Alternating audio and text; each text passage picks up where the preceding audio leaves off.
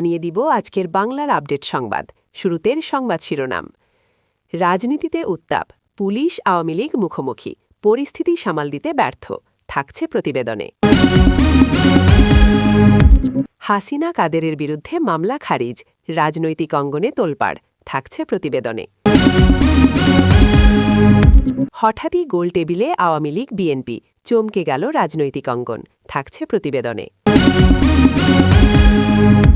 হাসিনাবিহীন বাংলাদেশে জামায়াত এনসিপির ষড়যন্ত্রে আতঙ্ক বাড়ছে তারেকের, থাকছে প্রতিবেদনে। ২৬ মার্চ দিল্লি থেকে ভাষণ দেবেন শেখ হাসিনা, নতুন বার্তার অপেক্ষায় দেশ, থাকছে প্রতিবেদনে। বিএনপির আক্রমণে ইউনূসের স্বপ্ন চুরমার, রাজনৈতিক হাওয়া বদল, থাকছে প্রতিবেদনে। এতক্ষণ শুনতেছিলেন সংবাদ শিরোনাম, এখন বিস্তারিত।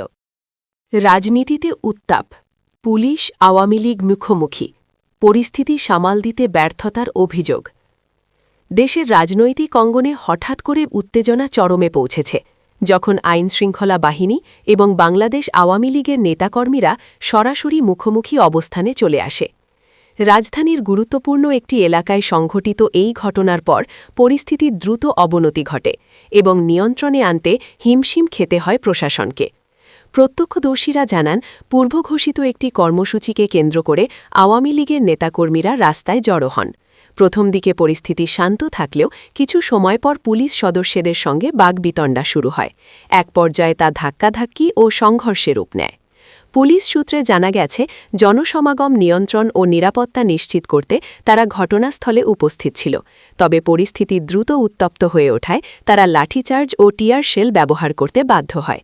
এতে বেশ কয়েকজন আহত হওয়ার খবর পাওয়া যাচ্ছে, যদিও সঠিক সংখ্যা এখনও নিশ্চিত করা হয়নি। অন্যদিকে বাংলাদেশ আওয়ামী লীগের নেতাকর্মীরা অভিযোগ করেছেন, তাদের শান্তিপূর্ণ কর্মসূচিতে পুলিশ অযৌক্তিকভাবে বাধা দিয়েছে।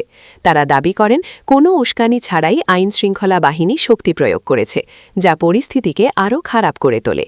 দলটির এক নেতা বলেন, আমরা শান্তিপূর্ণভাবে আমাদের কর্মসূচি পালন করছিলাম, কিন্তু পুলিশ অপ্রয়োজনীয়ভাবে হস্তক্ষেপ করে এবং আমাদের ওপর হামলা চালায়।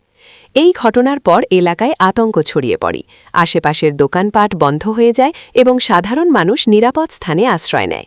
যান চলাচলও ব্যাহত হয়, ফলে সৃষ্টি হয় তীব্র যানজট।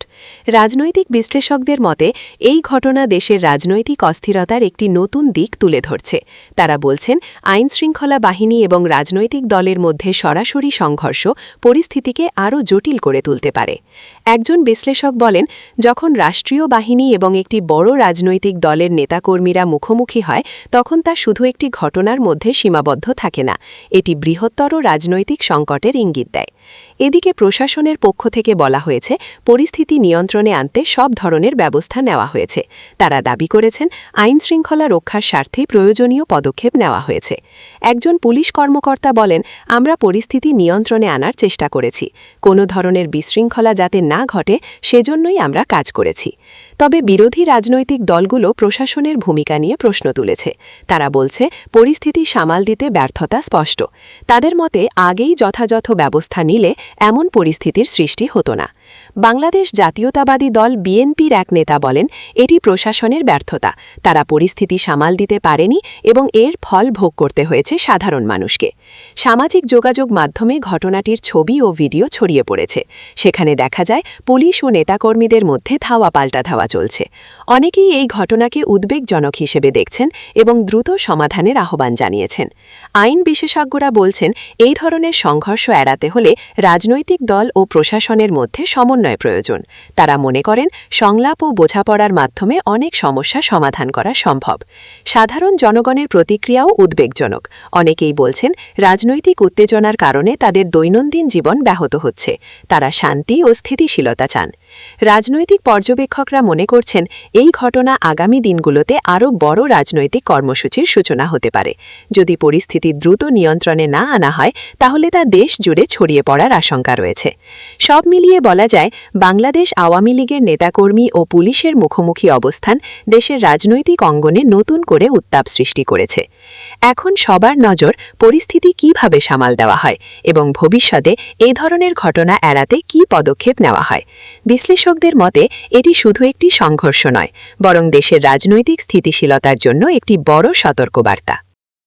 হাসিনা কাদেরের বিরুদ্ধে মামলা খারিজ, রাজনৈতিক অঙ্গনে তোলপাড়।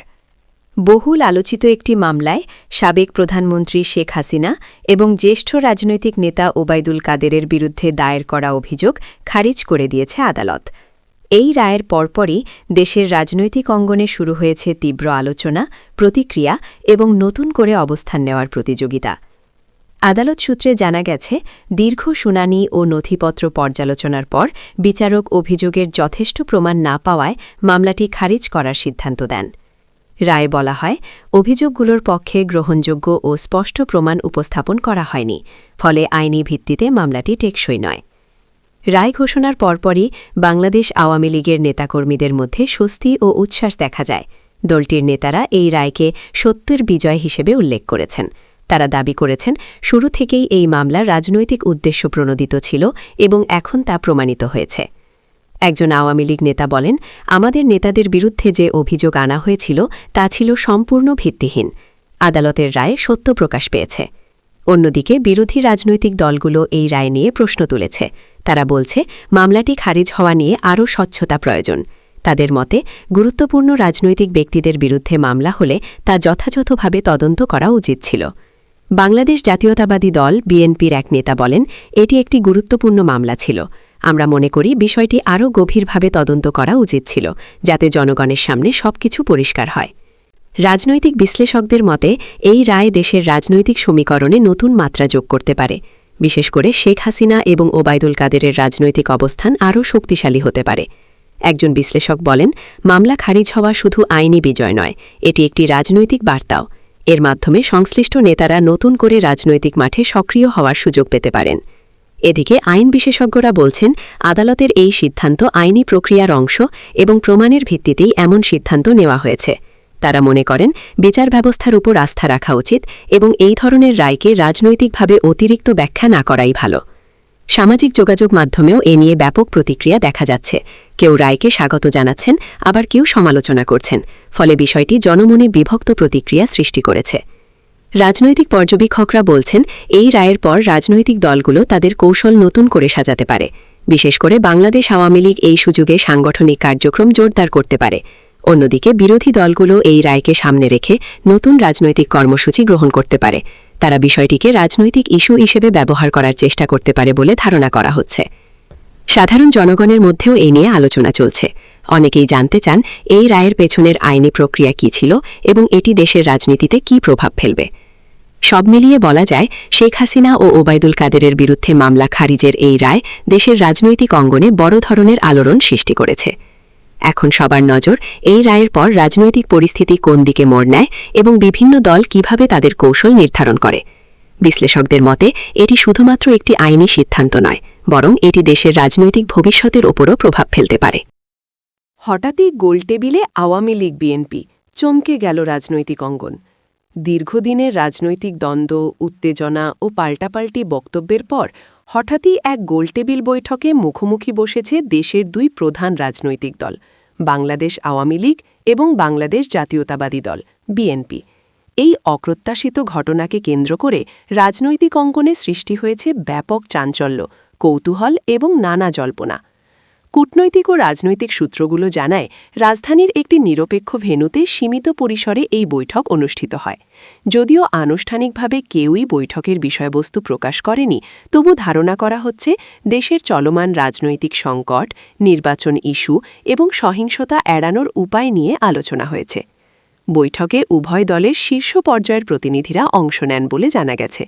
বাংলাদেশ আওয়ামী লীগের পক্ষ থেকে অভিজ্ঞ কয়েকজন নেতা উপস্থিত ছিলেন। অন্যদিকে বাংলাদেশ জাতীয়তাবাদী দল বিএনপি এর প্রতিনিধিরাও সমপর্যায়ের নেতৃত্ব নিয়ে অংশ নেন। রাজনৈতিক বিশ্লেষকদের মতে এই বৈঠক একটি বড় ধরনের পরিবর্তনের ইঙ্গিত হতে পারে। দীর্ঘদিন ধরে দুই দলের মধ্যে যে রাজনৈতিক দূরত্ব ও অবিশ্বাস ছিল, তা কমানোর একটি প্রাথমিক পদক্ষেপ হিসেবেও দেখা হচ্ছে এই উদ্যোগকে। একজন বিশ্লেষক বলেন, বাংলাদেশের রাজনীতিতে আওয়ামী লীগ ও বিএনপির মধ্যে সংলাপ একটি বিরল ঘটনা, তাই এই গোলটেবিল বৈঠককে অত্যন্ত গুরুত্বপূর্ণ হিসেবে দেখা উচিত। এই বৈঠকের পেছনে আন্তর্জাতিক মহলের কোনো ভূমিকা রয়েছে কিনা তা নিয়েও আলোচনা চলছে। কিছু সূত্র বলছে, রাজনৈতিক ও আন্তর্জাতিক অংশীদাররা দেশের রাজনৈতিক স্থিতিশীলতা নিশ্চিত করতে উভয় পক্ষকে সংলাপে বসার জন্য উৎসাহিত করেছে। তবে উভয় দলের আনুষ্ঠানিক প্রতিক্রিয়া এখনও সীমিত। বাংলাদেশ আওয়ামী লীগের এক নেতা সংক্ষিপ্ত প্রতিক্রিয়ায় বলেন, আমরা সবসময়ই দেশের স্বার্থে আলোচনা ও সংলাপকে সমর্থন করি। অন্যদিকে বাংলাদেশ জাতীয়তাবাদী দল বিএনপি এর এক নেতা বলেন, আমরা জনগণের স্বার্থে যে কোনো ইতিবাচক উদ্যোগে অংশ নিতে প্রস্তুত। সামাজিক যোগাযোগ মাধ্যমে এ নিয়ে ব্যাপক প্রতিক্রিয়া দেখা যাচ্ছে। অনেকেই এই উদ্যোগকে স্বাগত জানিয়েছেন এবং আশা প্রকাশ করেছেন এটি রাজনৈতিক সহিংসতা কমাতে সহায়ক হবে। আবার কেউ কেউ সন্দেহ প্রকাশ করেছেন এটি কি সত্যি আন্তরিক সংলাপ নাকি কৌশলগত পদক্ষেপ। রাজনৈতিক পর্যবেক্ষকরা বলছেন, এই বৈঠকের সবচেয়ে বড় তাৎপর্য হল দুই পক্ষ অন্তত একটি প্ল্যাটফর্মে বসেছে। এটি ভবিষ্যতে আরও বড় সংলাপ বা সমঝোতার পথ খুলে দিতে পারে। একজন পর্যবেক্ষক বলেন, সংলাপ ছাড়া কোনো রাজনৈতিক সংকটের সমাধান সম্ভব নয়। এই বৈঠক সেই দিকেই একটি ছোট কিন্তু গুরুত্বপূর্ণ পদক্ষেপ। তবে চ্যালেঞ্জও কম নয়। দুই দলের মধ্যে দীর্ঘদিনের অবিশ্বাস, অতীতের রাজনৈতিক সংঘর্ষ এবং ভিন্নমুখী রাজনৈতিক অবস্থান, এসব বিষয় সমাধান করা সহজ হবে না। তাই এই বৈঠকের পর বাস্তব অগ্রগতি কতটা হয় সেটিই এখন বড় প্রশ্ন। আইন বিশেষজ্ঞ ও নাগরিক সমাজের প্রতিনিধিরাও এই উদ্যোগকে ইতিবাচক হিসেবে দেখছেন। তারা বলছেন, দেশের গণতান্ত্রিক প্রক্রিয়া শক্তিশালী করতে হলে রাজনৈতিক দলগুলোর মধ্যে সংলাপ অপরিহার্য। এদিকে সাধারণ জনগণের মধ্যেও এ নিয়ে আশাবাদ তৈরি হয়েছে। অনেকেই মনে করছেন, যদি এই ধরনের সংলাপ অব্যাহত থাকে তাহলে রাজনৈতিক উত্তেজনা কমবে এবং একটি স্থিতিশীল পরিবেশ তৈরি হবে। সব মিলিয়ে বলা যায়, বাংলাদেশ আওয়ামী লীগ ও বাংলাদেশ জাতীয়তাবাদী দল বিএনপি এর এই হঠাৎ গোলটেবিল বৈঠক দেশের রাজনৈতিক অঙ্গনে একটি বড় চমক হিসেবে এসেছে। এখন সবার নজর এই সংলাপ কত দূরে গয় এবং তা দেশের রাজনৈতিক ভবিষ্যতে কী ধরনের প্রভাব ফেলে। বিশ্লেষকদের মতে, এটি যদি ধারাবাহিক হয় তাহলে দেশের রাজনীতিতে একটি নতুন অধ্যায়ের সূচনা হতে পারে। হাসিনাবিহীন বাংলাদেশের জামায়াত এনসিপির ষড়যন্ত্রে আতঙ্ক বাড়ছে তারেকের। দেশের রাজনৈতিক অঙ্গনে নতুন করে আলোচনার ঝড় তুলেছে একটি প্রশ্ন, শেখ হাসিনাবিহীন সম্ভাব্য রাজনৈতিক বাস্তবতায় কি নতুন কোনো শক্তির উত্থান ঘটছে? আর সেই প্রেক্ষাপটে তারেক রহমান কি চাপে পড়ছেন? বিশেষ করে বাংলাদেশ জামায়াতে ইসলামী এবং তথাকথিত নতুন রাজনৈতিক প্ল্যাটফর্ম এনসিপিকে ঘিরে নানা গুঞ্জন এখন রাজনীতিতে নতুন মাত্রা যোগ করেছে। রাজনৈতিক সূত্রগুলো বলছে, সাম্প্রতিক সময়ের রাজনৈতিক অনিশ্চয়তা ও নেতৃত্বের প্রশ্নকে কেন্দ্র করে বিভিন্ন দল নিজেদের অবস্থান শক্তিশালী করার চেষ্টা করছে। এই প্রেক্ষাপটে বাংলাদেশ জামায়াতে ইসলামী তাদের সাংগঠনিক কার্যক্রম বাড়িয়েছে বলে জানা গেছে। একই সঙ্গে নতুন প্ল্যাটফর্ম হিসেবে আলোচিত এনসিপিও নিজেদের রাজনৈতিক উপস্থিতি জানান দিতে শুরু করেছে। বিশ্লেষকদের মতে, একটি শক্তিশালী নেতৃত্ব অনুপস্থিত থাকলে রাজনৈতিক শূন্যতা তৈরি হয় এবং সেই সুযোগে বিভিন্ন শক্তি নিজেদের অবস্থান দৃঢ় করার চেষ্টা করে। এই পরিস্থিতিতে তারেক রহমানের জন্য রাজনৈতিক চ্যালেঞ্জ তৈরি হওয়াটা স্বাভাবিক। একজন রাজনৈতিক বিশ্লেষক বলেন, রাজনীতিতে শূন্যতা কখনো দীর্ঘস্থায়ী হয় না। নতুন বা পুরনো শক্তি সেই জায়গা পূরণ করতে এগিয়ে আসে। এখন প্রশ্ন হল, কে সেই জায়গা দখল করবে? বাংলাদেশ জাতীয়তাবাদী দল বিএনপি এর ভেতরেও এ নিয়ে আলোচনা চলছে। দলের একটি অংশ মনে করছে, নতুন করে জোট গঠন ও কৌশল পরিবর্তনের প্রয়োজন রয়েছে। অন্য অংশ বলছে, দলের নিজস্ব শক্তির ওপর নির্ভর করেই এগিয়ে যাওয়া উচিত। অন্যদিকে বাংলাদেশ জামায়াতে ইসলামী এর নেতারা প্রকাশ্যে কোনো ষড়যন্ত্র তত্ত্বকে স্বীকার করেননি। তারা বলছেন, তারা তাদের নিজস্ব রাজনৈতিক কর্মসূচি নিয়ে এগোচ্ছেন এবং গণতান্ত্রিক প্রক্রিয়ার মধ্যেই কাজ করছেন। এনসিপি নিয়েও বিভিন্ন আলোচনা চলছে। কেউ এটিকে নতুন রাজনৈতিক শক্তি হিসেবে দেখছেন, আবার কেউ মনে করছেন এটি কৌশলগতভাবে তৈরি একটি প্ল্যাটফর্ম। যদিও তাদের কার্যক্রম এখনও সীমিত, তবুও তারা আলোচনায় জায়গা করে নিয়েছে। রাজনৈতিক পর্যবেক্ষকরা বলছেন, এই পরিস্থিতি মূলত রাজনৈতিক প্রতিযোগিতার অংশ।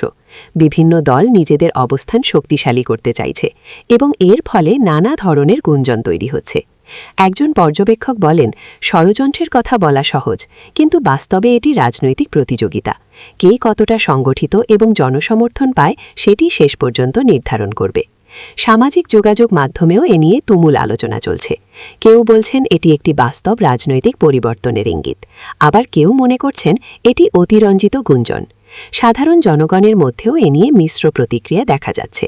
অনেকেই রাজনৈতিক স্থিতিশীলতা চান এবং নতুন কোনো সংঘাত বা উত্তেজনা এড়াতে চান। আইনশৃঙ্খলা পরিস্থিতিও এখানে গুরুত্বপূর্ণ।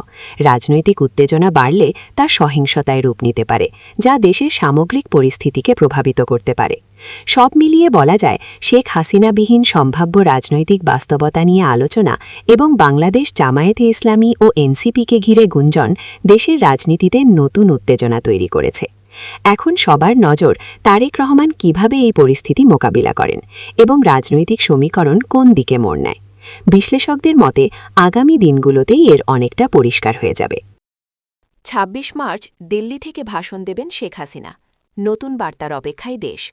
মহান স্বাধীনতা দিবস বাংলাদেশকে ঘিরে দেশজুড়ে যখন প্রস্তুতি চলছে, তখন রাজনৈতিক অঙ্গনে নতুন করে আলোচনার কেন্দ্রবিন্দুতে উঠে এসেছে একটি খবর। সাবেক প্রধানমন্ত্রী শেখ হাসিনা নাকি ভারতের রাজধানী দিল্লি থেকে ২৬ মার্চ জাতির উদ্দেশ্যে ভাষণ দেবেন। এই সম্ভাব্য ভাষণকে ঘিরে রাজনৈতিক মহল, সাধারণ জনগণ এবং বিশ্লেষকদের মধ্যে সৃষ্টি হয়েছে ব্যাপক কৌতূহল ও প্রত্যাশা। দলীয় ও কূটনৈতিক সূত্রগুলো বলছে, ভাষণটি সরাসরি সম্প্রচার করা হতে পারে এবং এতে দেশের বর্তমান রাজনৈতিক পরিস্থিতি, ভবিষ্যৎ করণীয় এবং দলীয় অবস্থান সম্পর্কে গুরুত্বপূর্ণ বার্তা থাকতে পারে। যদিও এখনও আনুষ্ঠানিকভাবে বিষয়টি নিশ্চিত করা হয়নি, তবুও বিভিন্ন সূত্রে এমন ইঙ্গিত পাওয়ায় বিষয়টি দ্রুত আলোচনায় চলে এসেছে। রাজনৈতিক বিশ্লেষকদের মতে, স্বাধীনতা দিবস বাংলাদেশের মতো একটি গুরুত্বপূর্ণ দিনে ভাষণ দেওয়া একটি কৌশলগত সিদ্ধান্ত হতে পারে, কারণ এই দিনটি জাতীয় আবেগ ও ঐক্যের প্রতীক। ফলে এই সময় দেওয়া বার্তা জনগণের মধ্যে ব্যাপক প্রভাব ফেলতে পারে। একজন বিশ্লেষক বলেন, ২৬ মার্চের ভাষণ সবসময়ই বিশেষ গুরুত্ব বহন করে। যদি শেখ হাসিনা এই দিনে কোনো বার্তা দেন, তাহলে তা শুধু রাজনৈতিক নয়, বরং জাতীয় পর্যায়েও গুরুত্বপূর্ণ হয়ে উঠবে। বাংলাদেশ আওয়ামী লীগের নেতৃকর্মীদের মধ্যেও এই সম্ভাব্য ভাষণ নিয়ে ব্যাপক উৎসাহ দেখা যাচ্ছে। অনেকেই আশা করছেন, এই ভাষণের মাধ্যমে দলীয় কৌশল, ভবিষ্যৎ পরিকল্পনা এবং রাজনৈতিক অবস্থান সম্পর্কে স্পষ্ট দিক নির্দেশনা পাওয়া যাবে। দলটির এক নেতা বলেন, আমরা আশা করছি নেত্রী দেশের জনগণের উদ্দেশ্যে একটি গুরুত্বপূর্ণ বার্তা দেবেন। এটি আমাদের জন্য দিকনির্দেশনা হিসেবে কাজ করবে। অন্যদিকে বিরোধী রাজনৈতিক দলগুলো বিষয়টি সতর্কতার সঙ্গে পর্যবেক্ষণ করছে। বাংলাদেশ জাতীয়তাবাদী দল বিএনপির নেতারা বলছেন, ভাষণে কী বলা হবে সেটিই সবচেয়ে গুরুত্বপূর্ণ।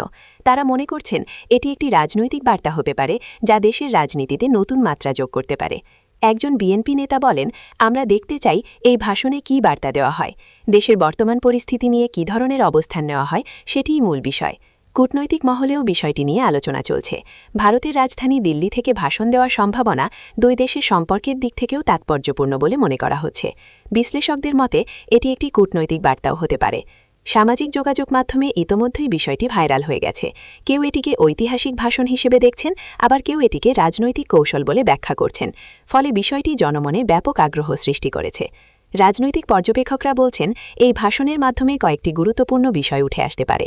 দলের ভবিষ্যৎ কৌশল, রাজনৈতিক অবস্থান, সম্ভাব্য নির্বাচন এবং দেশের সামগ্রিক পরিস্থিতি নিয়ে দিক নির্দেশনা। একজন পর্যবেক্ষক বলেন, এই ভাষণ শুধু একটি বক্তব্য হবে না, এটি হতে পারে একটি রাজনৈতিক রোডম্যাপ।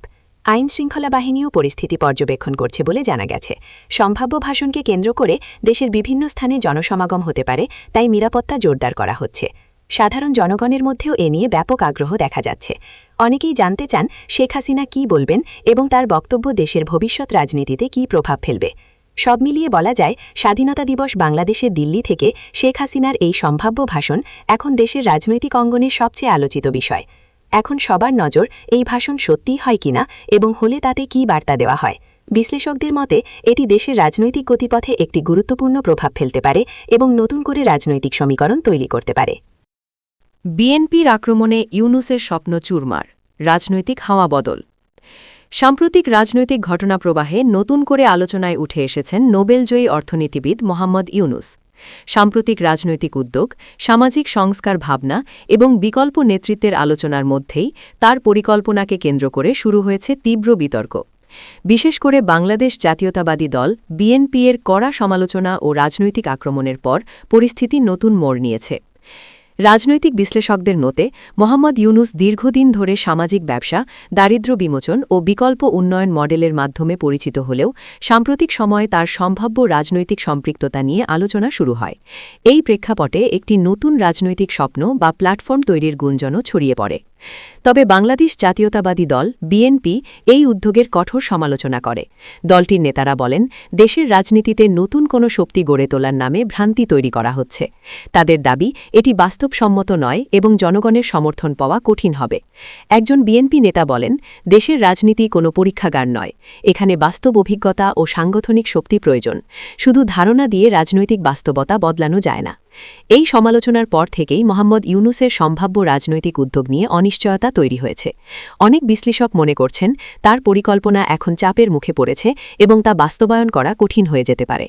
অন্যদিকে কিছু বিশ্লেষক বলছেন, এই ধরনের সমালোচনা নতুন কোনো উদ্যোগের জন্য স্বাভাবিক।